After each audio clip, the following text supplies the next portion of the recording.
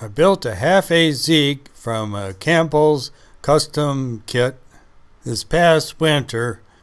These kits are all hand cut, so you don't even have to sand the edges like you do with laser cutting. So it went together nice. So I had this baby Anderson Spitfire 045 and decided I'd start out with that, so I had real low power. And I covered the model with silk.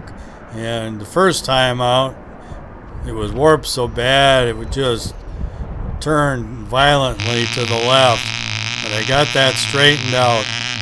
So I tried to fly the plane the last couple of days, and I had run it at home.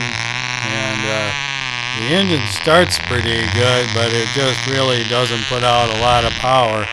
The needle valve is really strange too. Well, I didn't do a very good job of recording, and I only got one little flight. It did better than that. In this flight, it went out a fair distance, and I had used my tracker, and that didn't work. So I took the tracker back and I scraped the connections again. I had done that last fall, but I see you have to do that maybe fairly often. The batteries sure were tight, but it just wasn't working, and then it did. So I wanted to try it again, so I put it in a sniffer with a Pee-wee 020.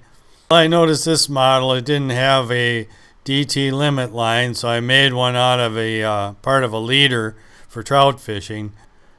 And then after I started up the model, I noticed the pilot was loose, glue had come loose, so he was rattling around. But I made a couple of short flights. The trim wasn't just too bad. I also know that the wing wasn't keyed. I didn't build this plane, and it looks so well done, but there's no wing keys. There are on the stab. So I'll fix that up the next time. This was kind of a poor launch, but it recovered okay. And it turned kind of severely to the right, but it did fine.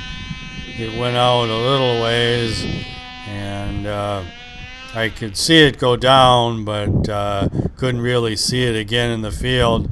So I used the tracker, and it's really kind of a good thing I did, because it really blends in being yellow with those corn stalks, as you can see in this picture.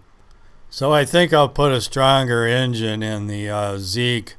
I had made a second firewall, so you could change out the firewall, and a longer engine would be good because it needs the nose weight. Maybe I could take some of the weight off the nose. So, story to be continued.